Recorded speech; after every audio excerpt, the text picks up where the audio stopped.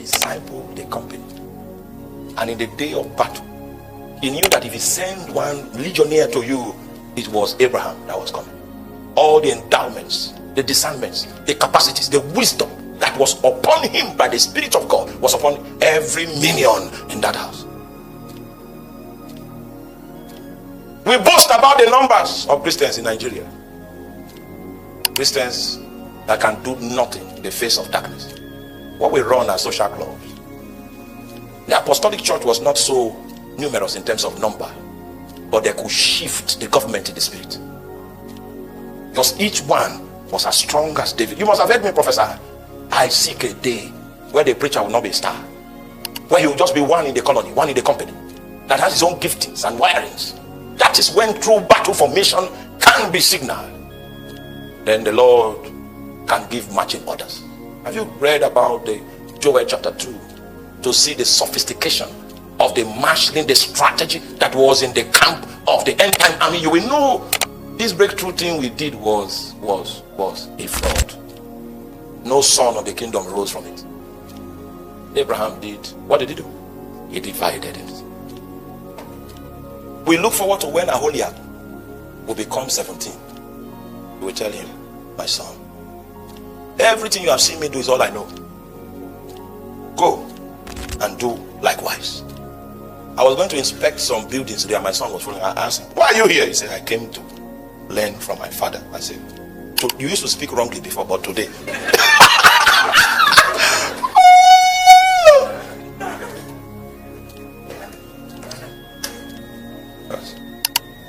Because by the time he's 17, I will stop doing something.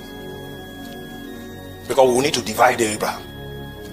It is when your disciples have left you that we know whether they have substance. Meanwhile, you need half a government. In the church today, for a man to be released into his destiny, you need half a government to accomplish that. Meanwhile, the glory of the Apostolic Church was when they had the opportunity to send people into their destiny.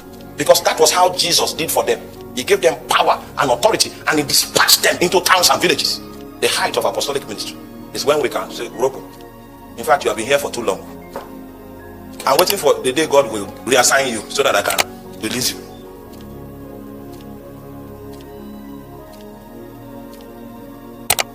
If all of us are here, how will we reach the world? Don't you think you will be in another nation? Yeah.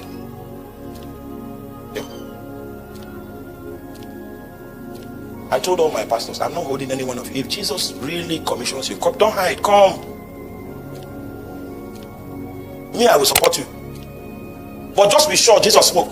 I cannot be sure for you. I'm burdened by many burdens. I will not have time to. So make sure you are what? If you bring a damsel, I can. Hey, make sure you are sure. Because the work on my hands is much. Even if you bring Jezebel, who will anoint and say, by the law. So make sure you. I come so.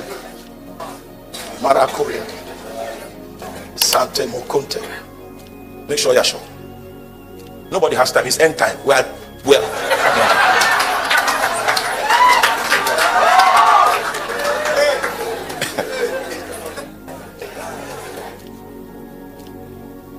He divided what? A time will come where you need to divide yourself. Yes, need to. If God doesn't redeploy them, you yourself will redeploy them, so that they can have the experience of what it takes to bring government to a locality. The Lord will help us. All right, go back to 18. Where's 19 now? No, 18. And Melchizedek, king of Salem, brought forth bread and wine. This is the first time this happened. And I hope you know who Melchizedek is, according to New Testament theology, in the book of Hebrews. This is the shadow of Jesus at work. And the first time we see the shadow of Jesus in the Old Testament, he brought unto Abraham bread and what? And wine. Now it is in this context that we can understand the communion table most accurately. Because what Jesus did on the Last Supper was to give reference, give perspective to what had happened to Abraham, the ancestor of the house of Israel. So the moment Melchizedek shows up, I want to see the salutation of Abraham that Melchizedek came with.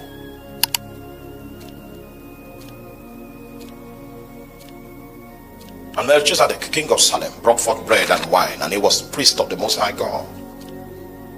It took Paul 3.5 years in Arabia for him to discern that Jesus, the priesthood of Jesus in the heavens. It is because of the priesthood of Jesus in the heavens that you can stay in the faith. It's not so much of what you are doing, it's so much of what he's doing. Have you ever heard the scripture that says that he opposes all things by the word of his power? He's the one that keeps you a Christian through his priestly ministry that is ministered from the heavens. Are you aware that is the one that ministers faith into your spirit? Have you ever heard of a kind of faith called the faith of the Son of God?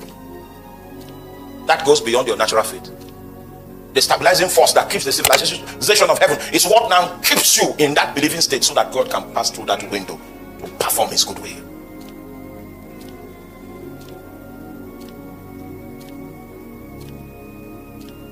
This was a salutation to Abraham.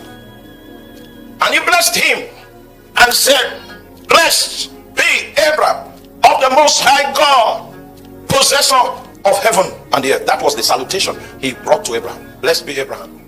You are Abraham of the Most High God. And this Most High God happens to be possessor of what? Of heaven and earth. Why did he need to remind Abraham of that? Why didn't he just say, "Blessed be Abraham of the Most High God"? Why did he add possessor of the heaven and earth? Why? Heritage. Why did he add that? Because previously he had willed the earth to Abraham by the covenant of selection.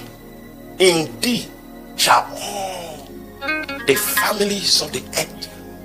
I don't have time. It's a huge, it's an ambitious statement. Only Jehovah can make such a statement. In keeping, he willed the earth to him. And he so willed the earth to him that another name for paradise is Abraham's bosom. I can't explain that too. It is only the possessor of heaven and earth that has that power. Blessed be Abraham of the Most High God, possessor of heaven and earth. This was the experience around the bread and wine he brought. And the moment Abraham collected that wine, Abraham was bought. It was no longer Abraham's property. Abraham was no longer Abraham's property. Abraham became Melchizedek's property. And how do I know this? King of Sodom and the other kings whose people were recovered, they were coming from the slime pit. What they call that thing? Sparrogyra pit, where they hid to come and meet Abraham. And in between their coming to where Abraham was, Melchizedek now appeared to Abraham and gave him bread and wine and said, "Blessed be Abraham of the Most High God, possessor of heaven and earth." And then when the kings, he did that and left. When the kings of Sodom now came, I said, "Okay, take the goods and give us the souls." Just like Satan will come and say, "You can take all the prosperity, just make sure everybody goes to hell."